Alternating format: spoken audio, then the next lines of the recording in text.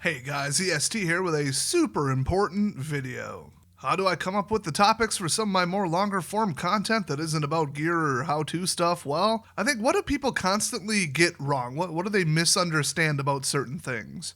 And what does Hollywood and general media and even just cultural sentiment get wrong? And the answer I came up with for today's video is sleep in emergency situations. Everybody knows stressful situation, just power through it. You're going to be drowsy, you're going to be injured, sore, tired, but you push through it because you're a man, according to my statistics on my channel. I haven't checked that in a while. Let me look that up, actually. Hey, 9.1% female. That is 10 times higher than my other channel. Well, let me list off the symptoms of getting less than 7.5 hours of sleep one time for one night. Your memory is affected, your balance, your endocrine hormone signaling, so to a large degree testosterone, digestion is messed up, so energy delivery and metabolism, your reflexes, your coordination, your critical thinking and analytical skills, your immune function, which is huge, cellular regeneration and repair rates to fix damage like bruises or just tearing up your muscles doing physical stuff.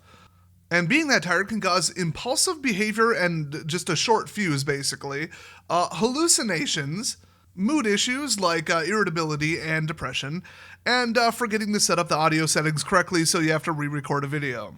Now imagine a weather event happened and you had to get out, or a gas explosion, a military thing went off. And now you're out in the woods and you've got a place to go. You've got some plans. You go into your friend's house, your cabin, your meetup spot, your whatever. So you've got to get there. You know it's going to be a day or two on foot, maybe, let's say. And you really, really want to get there. Now, okay, immediately we have to separate which one is smarter. With all the things that I just listed, would it make you feel better, like emotionally, goal-wise? Because, you know, us guys, very goal-oriented. Very driven, very motivated, very shake it off and just focus on the one thing that we have to move towards. And that's cool, but you got to also sit down and think analytically, okay, hold on. Would it be worth it to get 4 hours of sleep or to just pull a 20 in a row? You know, can I get there in 20 hours? When's the best time to sleep? You know, insects, cold, heat, wildlife patterns. Make a plan that makes sense and don't just say, I'm going to feel better, my stress level's going to go down and I can cross a goal off my list if I make it to this cabin, this lake, this whatever. And then I'll sit there and do nothing. There's no due date. I mean, the one counterexample that I thought of was, okay, there's a nuclear fallout cloud. I know that there was a nuclear blast or a meltdown at a nuclear facility and the EMP took out my car. So we're going on foot. And I know I have to get 50 miles north or south, and the wind speed is approximately this, so I have this long to get there. Then guess what? You ain't sleeping. And we will cover that in this video, how to avoid sleep and how to cause sleep. Disclaimer for later, this whole video is not medical advice and I'm not a doctor, but all of this information came from medical sources and doctors and clinical studies. But talk to your doctor if you're curious, because your physiology, because of your age, gender, or certain disabilities or whatever, might be a little bit different. But if it's keep moving or die, there's something right behind you, or you have to get out of the zone. There is a fire coming. There is a tsunami coming, and electricity is already down or something. Like, if you've got to get out of the way of the threat, like I said, I will cover that, but then, yeah, sleep, forget it. Who cares? Whatever. You'll just have to be all of the stuff I just listed. Otherwise, if you're just thinking, well, it'll be cool because I'll feel safe. Well, not if you don't get there, not if you start tripping over stuff, not if your mood and your decision-making is all impaired and your immune system goes down the toilet and you show up sick and injured and you're too sore to move on and you overexerted yourself, which is really bad. So then when you get there, you know, are you going to have the resources to do this, that, and the other things, secure the location, go fishing, hike around, do this, do that, haul that, get some wood? Or do you want to be strategic, you know, put one more day-night cycle on there, add 12 hours to the trip, you know? And be at your absolute peak. And don't be afraid to take a nap either. If that nap can be at least 2 to 4 hours, because one full REM cycle is 4. You might get a little benefit out of a 1 to 2 hour nap, but not really. It is not a substitute for a full night of sleep. If you feel the absolute crushing need to nap, it's because you are at dangerous levels of exhaustion. Or dehydration leading to blood pressure. I mean, there's some other things that can make you like lightheaded and kind of fatigued without it really being, oh my gosh, I need to sleep. It's more like I'm about to be unconscious and know the differences. So make a plan and think hard would it be beneficial to just lay down for even 9 hours? Because, physical exertion plus maybe the lack of diet, depends what you got in your pack. I mean, for the first 24 hours, just saying. You're going to need more sleep. I said 7.5 because that's daily average. That's what you can get away with. But I mean, do you ever have a crazy day where you did some physical stuff? You're going to sleep for like 9-10 hours. And in most parts of the globe, that's how long the sun goes away for. So that's really convenient. So plan time, know how long it takes to walk places, know how long it takes to do things, and don't start setting up your camp and your place to sleep when it's already dark unless you've got good lights and you can sleep and won't get woken up at 5 a.m. in the morning from sunlight and be really bad off. But then you'll think, oh, well, I pushed an extra 4 miles. Who cares? At that point, it probably doesn't matter unless you are in critical immediate danger. Even if you're stuck in a national park injured and trying to get out. I mean, first, just stay where you're at and signal them, honestly. But you're going to do better with 8.5 to 9 hours of sleep. Trust me, I assure you. And now, people pulling all-nighters, all my college folks out there, I've done it. Yeah, you can do it. I've noticed that even in my absolute peak performance, and I am not one to suffer from mental or physical fatigue. I don't know if it's genetic or what. I cannot go past 23 hours. I was starting to hallucinate at less than that. I know that once in a great while, if I've got really good sleep, I can get a 4-hour sleep period because that's one REM cycle. And humans actually used to get a 4-hour night of sleep, stay up for about 2, 3, 4 hours, and then take another 4-hour night of sleep. It's called like buy something sleep pattern or whatever. And that was considered normal back then because of artificial lighting and scheduling and lifestyle. It was a whole thing, but that is a thing. In a given night in 4 hours, you tend to sleep twice. You just start the whole cycle over and like do it twice. So if you want to split it up, that is doable, but you're going to run out of dark. So number one, bring something to cover your eyes, to completely black it out. If it's a hood, a sleeping bag, whatever, make sure you can wear it if it's like moderately warm out. Because remember, something on your head's going to get you real hot real quick. But I wouldn't bring a single purpose thing like those stupid padded eye things, but also it's really uncomfortable and actually kind of dangerous to have something tight up against your eyes because you'll wake up with your eyes slightly misshapen and they'll be a little foggy for a while. And that can be dangerous if, a full-sized adult male elk wakes you up. It always takes longer than you think to gather firewood, to get a shelter together, to get a place to sleep together that's away from bugs. A lot easier in the winter-ish if it's not that cold. 30, 40 degrees is kind of cheat mode because there's no insects, there's not much running around, and it's just you, but it's not too cold that you're just absolutely freezing and have to build like an elaborate shelter. But what if it starts raining? You're going to want a waterproof lean-to. You don't want to wake up soaking wet at 2 a.m. because, hey, it just started raining and now you're going to be hypothermic and the fire went out. So start planning well before. Just think, when I get here, when my clock says this is when we're sleeping. So you don't know the future of yourself, your family, your loved ones, your career, your house, your country, the world, and you're out in the woods alone or with one of your loved ones or all of them, and now you're worried about them or wandering off or what could happen, or a bear. Oh, but you just close your eyes and go to sleep. No, not with that much going through your head. And I'm not going to say learn to shut it off. I don't think humans are capable of that. You'd have to almost be a sociopath. We're going to need some chemical assistance because anxiety and stress is the number one reason people don't sleep. So first up, we got everybody's favorite, melatonin. And I broke these down by categories, so we're going to list off the pros and cons of every medication that I mentioned.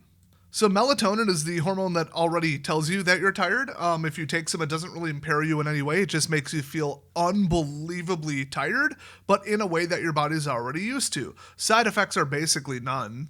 Accidental or purposeful high dose, what's the danger there? Well, they give some people in clinical scenarios like schizophrenics and stuff, people with severe sleep disorders, they give them upwards of 50 milligrams, and there's not really that much ongoing issues with that. Like, it doesn't immediately kill them or over the midterm. I believe some resistance can build up, and that would be really bad if you ever want to sleep again, but it levels out after a while in my own experience. So a normal adult dose is like 2 to 3 milligrams, but they sell 10s. Do know that this stuff hits hard on an empty stomach. So if you haven't eaten in a while, or if you just ate like an entire, middle-sized mammal that you just cooked, something real heavy, like that's like 6,000 calories maybe of meat and fat and stuff, depending on what you just caught and ate. So adjust accordingly. If you haven't figured out the obvious, like should I buy the low dosage or the high dosage?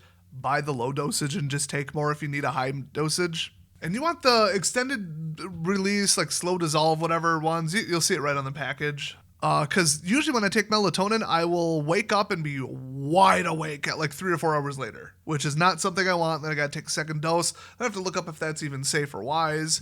Don't do it. Don't do it. Just get the extended release stuff that breaks down a little slower. So what is the shake off ability, the shake it off factor I wrote in my notes?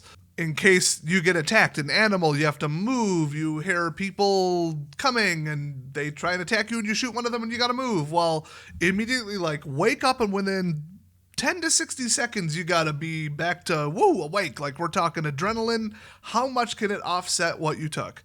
With melatonin, the number one antidote is light. The brighter the better, the closer to sunlight the better. That tells your system to either stop responding to it or to destroy it. I think destroy it, maybe both.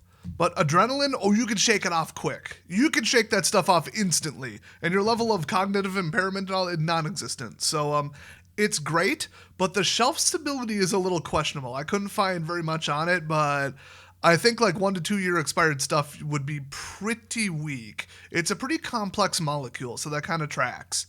So one of the better ones, but what do we got next? I'll cover CBD. It's like, Delta 8 instead of Delta 9, so it's not really THC, but it comes from, which plant. It doesn't make you feel high. I took it because I thought it might be a muscle relaxant or a better sleep aid as well before I knew what was actually wrong with me medically and could just treat that. But getting the dosage right, very difficult. Getting the release time that it stays in your system calculated correctly, it depends if it's like in this or in that or what form. Very difficult, but level of cognitive impairment, almost none.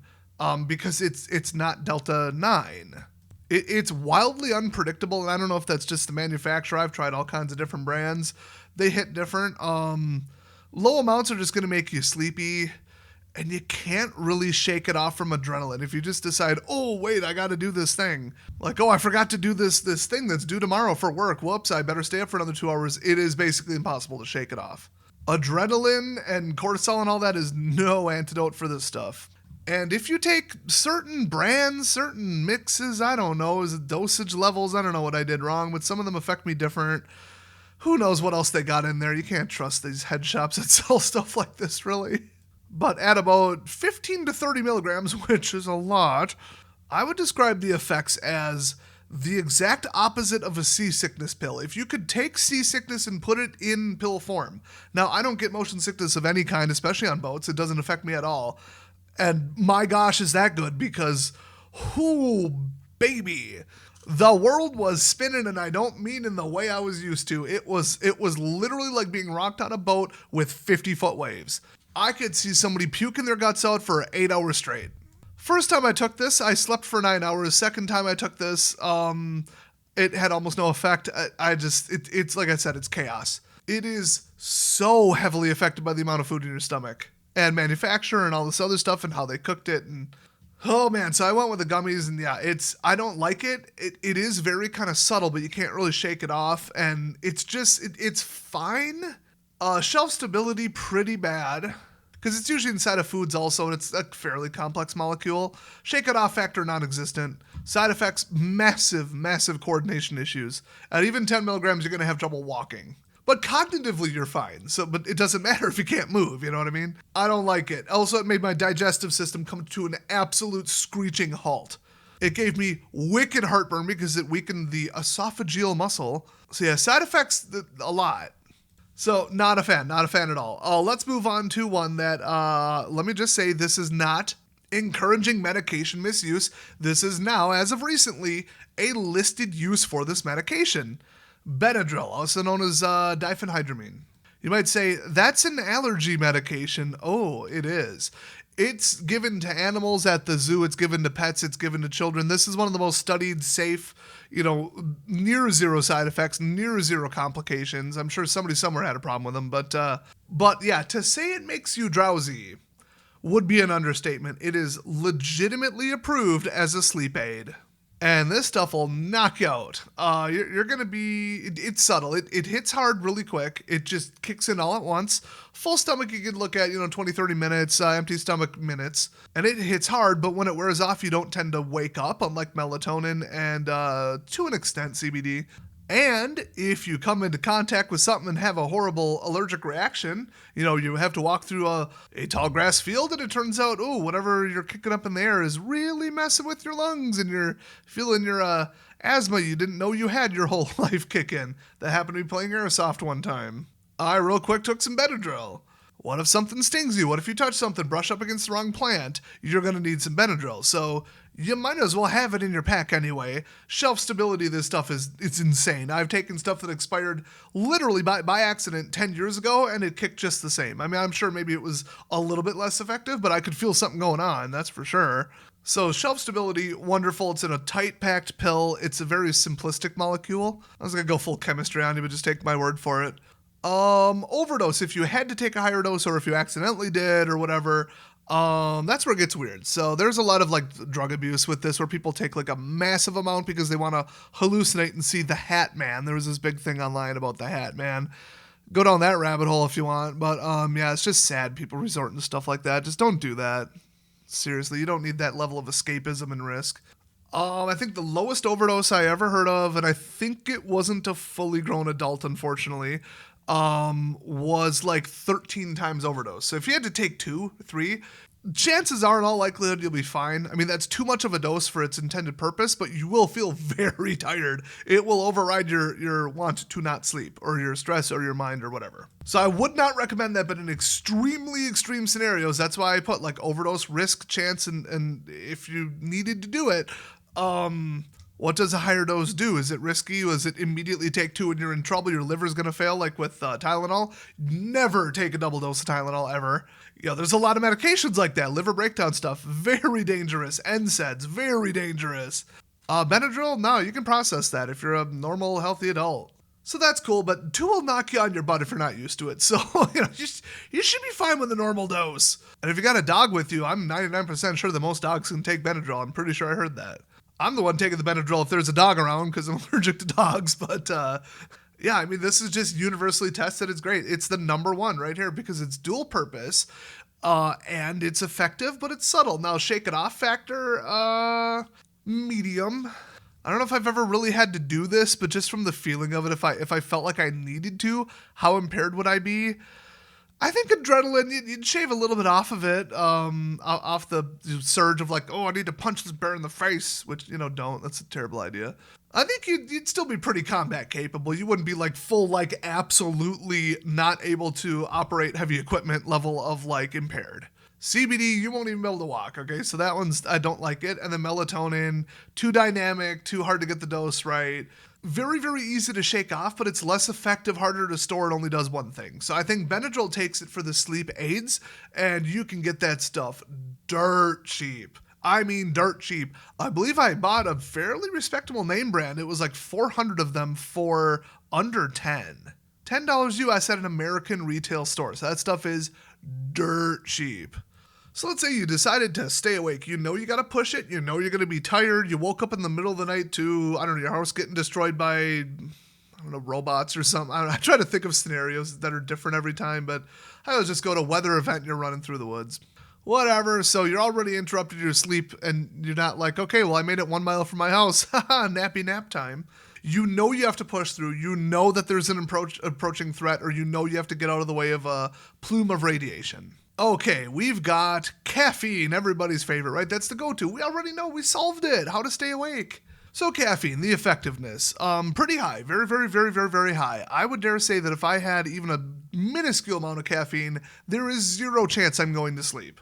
It replaces the I'm tired signaling in your brain, but doesn't actually do anything for you for energy. Now, are you going to have, a so-and-so energy drink in your backpack? I wouldn't recommend it for all kinds of reasons. It's going to have sugar, which will crash you, but a lot of other ingredients that can boost your energy level and metabolism a little bit. Big one is B vitamins and then some other stuff that's controversial and probably not very effective. But you can get caffeine in pill form, and it's very, very, very shelf-stable. I believe the caffeine in cocoa can survive being baked into a cake at like 400 degrees, so probably going to be good for lots and lots of years in your backpack, even if you store it at like 80, 90 degrees, which is generally not recommended for anything. Getting the dose right, pretty easy, Ease of resistance to it and existing level of resistance to it might be an issue. Overdose, you can take almost limitless levels of caffeine without dying. I mean, there have been accidental overdoses at numbers that would shock you. And the person did live. Now, you might have heard, somebody drank 3 Red Bulls and then their heart exploded. They're only like 18 in the middle of a basketball game. Yeah, they might have had pre-existing conditions, or something with potassium imbalance versus salt and all that. And it was more of a nerve thing or an existing medical condition. But it really doesn't take, 400 milligrams of caffeine to keep you awake unless you're an absolute addict, in which you need to kind of calm that down. Right now, it's not good for your health. But yeah, ramping the dose up and down, it's fine. Getting the dose just right, who cares? You could go a little over because there is no dose. It's not really even a medication technically. The shake it off factor is 0. If you decide 2 hours later you're going to sleep, no, you're not. And so let's say I hit everything with side effects. Side effects is a diuretic effect, so it's going to make you lose water and dehydrate pretty quickly. That's different for every person. It's extreme for me, unfortunately. And that's bad. You don't want to get dehydrated. So you're going to have to drink a lot of water to offset the caffeine. Jitters, irritability. I mean, I don't need to tell you what caffeine does. Y'all have heard of it. So let's move on to the only other one that I found. It's the old trucker stay awake pills, sort of. Pseudoephedrine, also known as Sudafed, would be the brand name in America usually. It's a semi-controlled substance, but you don't actually need a prescription. They just don't want you buying up, a whole shelf of 96 pills and making what out of it. It's involved in the production of a much more potent illegal stimulant. So it's still dirt cheap and it's still over the counter. You can get like a 12-pack or a 24-pack for like $4 or $5, generic. Get the non-extended release stuff. Get the 6-hour. You are going to have a really bad time with the extended release stuff. But it's level energy all day. You just do not feel tired. It is like mental focus. It's almost like a superpower. I can see why people really, really like the effects of ephedrine-based compounds. It's kind of subtle unless I told somebody. They might just think, I got a really good night of sleep and I'm just feeling energetic today. I'm just having a happy day. Maybe the sun's out and that's why it is. It's not like, whoa, absolute rush, holy cow, So it's more subtle than caffeine. But if I told you, hey, this pill's going to make you feel awake, and then in 2 hours I say, do you still feel mentally focused and awake and capable of doing pretty much anything, you'd say, I guess that did work. Cool. So it's very, very subtle. It just makes you feel good, like capable and good, but it doesn't really do anything to boost your metabolism or like your thermal output or anything like vitamin B would. Your ability to bench press more or anything, maybe a tiny percentage, because it does technically up your blood pressure. So effectiveness, very, very, very effective. I've noticed that when it wears off, it drops me off a cliff. And that was the other problem with caffeine. I got to circle back to that one. Effectiveness, great, until it absolutely drops you. Now there's is it based on guarana or is it based on that other version? It'll break down and deliver at different rates and stuff. And they have the no crash energy drinks or less crash or whatever. They usually just mix it with vitamins that'll level you out a little bit, but caffeine will crash you. You will be barely able to function after overclocking your brain, okay? It's not good. This stuff drops you pretty hard, but not as hard as caffeine. So you will feel a slump if you take it at 8 a.m. to clear out your blocked ears after having the flu, which is usually how I use it, because it is a decongestant after all. And I was having trouble functioning at about 2:30 to 3 o'clock in the afternoon. The max dose in a 24-hour period and what would happen if you took more than a normal dose, I really couldn't find much on that.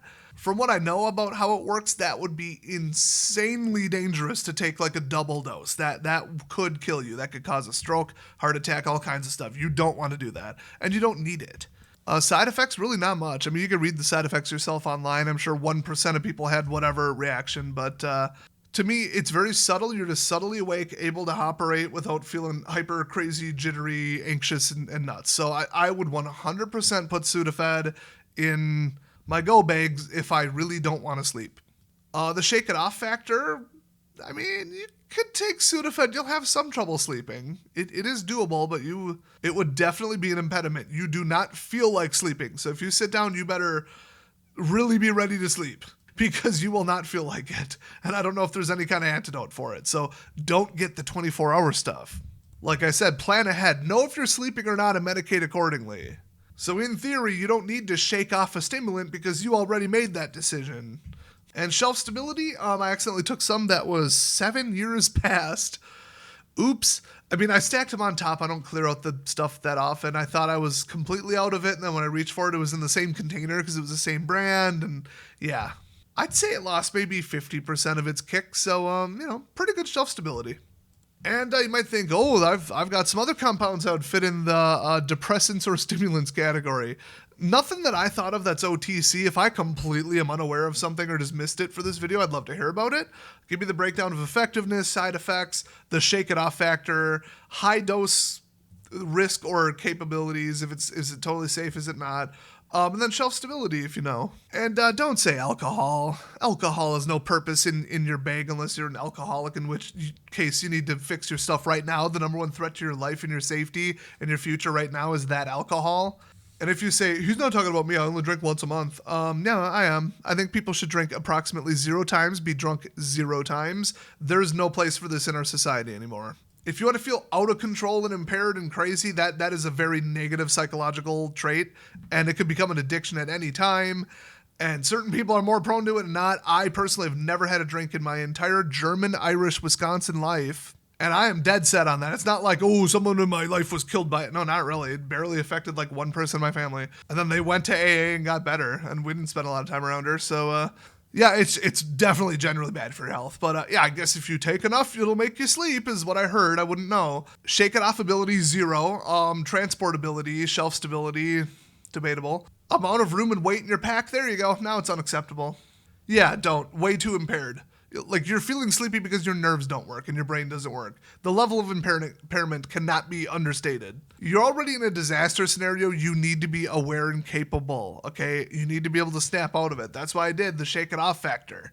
And then if you're thinking, hey, I've got another stimulant, it's either some absolute BS, oh, this one root, this one, this thing, whatever. You really think it's going to outperform caffeine and Sudafed, really? Oh, and, like coffee, green tea, all this stuff, that already just is caffeine.